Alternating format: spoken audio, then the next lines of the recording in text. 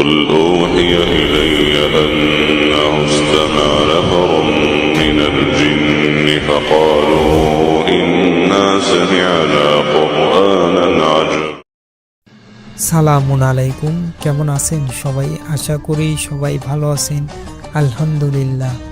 আজকে আমি আপনাদের যে বশীকরণটি শিক্ষা দেব, এই মন্ত্রটি শুধু আপনি মাটিতে পরে ফুঁক দিয়ে একটি কাজ করুন, আপনার প্রিয় মানুষটি আপনার জন্য উতলা বেকুল হয়ে যাবে।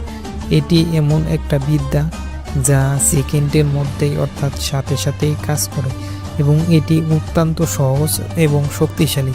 আপনারা সকলেই করতে পারবেন আশা করি। তার আগে একটা কথা বলে দিই, আমি এর আগে যে দুটো ভিডিও দিয়েছি পূর্বের, সেই দুটো ভিডিও আমার আগের পুরাতন ভিডিওই আপলোড করেছি, কারণ আমি ভিডিও বানানোর সময় পাই না, সেই কারণে পুরাতন ভিডিওই আপলোড করেছি। তার জন্য আমি আপনাদের কাছে ক্ষমা চেয়ে নিচ্ছি। আজকের ভিডিওটা অত্যন্ত শক্তিশালী একটা বিদ্যা আমি আপনাদের দিতে চলেছি। এটা দিয়ে আপনারা চাইলে যে কোনো মানুষকেই বশীকরণ করতে পারবেন, বিবাহিত অবিবাহিত স্বামী স্ত্রী, আপনারা যে কোনো মানুষকেই করতে পারবেন। তবে এটা শুধু ছেলেরা মেয়েদেরকে এই বশীকরণটা করতে পারবেন। এটি অনেক শক্তিশালী, আপনারা করলেই বুঝতে পারবেন। আর কিছু লোক আছে আমার চ্যানেলে অলরেডি আলতু ফালতু কমেন্ট করা শুরু করে দিয়েছে। আমি একটা পোস্ট করছিলাম যে আমি কোনো হাদিস মানি না, সে কারণে আমাকে কাফের পর্যন্ত ফতোয়া দিতেছে। ভাই দেন, সমস্যা নেই, আপনারা তো ভাই জীবনে কোরআন পড়ে দেখেন নাই বা কোরআনের অর্থ বোঝেন নাই। আপনারা ধর্ম পালন করেন হইলো আবু হানিফার ধর্ম, তিরমিজি, বুখারী, এগুলো এদের ধর্ম পালন করেন। তো আমি ভাই ওদের ধর্ম পালন করি না, আমি শুধুমাত্র কোরআন মানি। যদি আপনাদের ভালো লাগে আমাকে ফলো করবেন, নয়তো চলে যাবেন, আমার ভিডিও দেখার কোনো প্রয়োজন নেই। আর কারো যদি আমার বিষয়ে কোনো কিছু বলার ইচ্ছা থাকে তো আপনারা, আমার নাম্বার আছে, আপনারা ফোন দেবেন বা হোয়াটসঅ্যাপ বা ইমোতে বলবেন, সমস্যা নেই। বা কেউ যদি আমার সাথে ডিবেট করতে চান, আমি রাজি আছি, কোনো ব্যাপার নেই।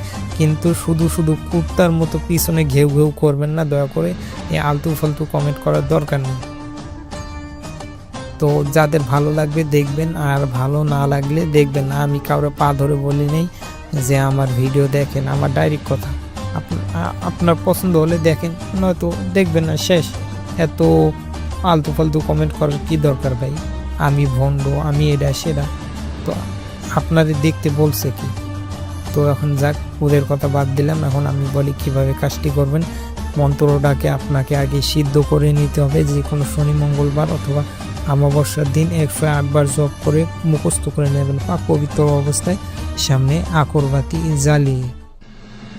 এরপর আপনি যখন কাজটি করবেন, কিভাবে কাজটি করবেন, আপনি মন্ত্রটি সিদ্ধ করার সময় আপনি অবশ্যই চোখ বন্ধ করে সিদ্ধ করে নেবেন। 108 বার মুখস্থ করার পর চোখ বন্ধ করে 108 বার জপ করে নেবেন। এরপর আপনি যে কোনো দিন যে কোনো সময় বশীকরণটা করতে পারবেন। কিভাবে করবেন?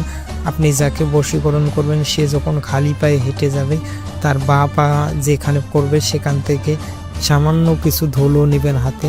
নেওয়ার পর 7 বার মন্ত্র বলে 7 বার সেই ধুলোর মধ্যে ফু দেবেন। একবার বলবেন, একবার ফু দেবেন। তারপর সেই ধুলোটা তার অজান্তে তার গায়ে, মাথায় ছিটিয়ে দিলে বা সেই ধুলো তার গায়ে কোনো রকমভাবে স্পর্শ করাতে পারলেই সে আপনার বাধ্য হয়ে যাবে এবং সাথে সাথে আপনি সেটা বুঝতে পারবেন। তো ভিডিওটি দেখার জন্য সকলকে অসংখ্য ধন্যবাদ। সকলে ভালো থাকেন। সালামুন আলাইকুম।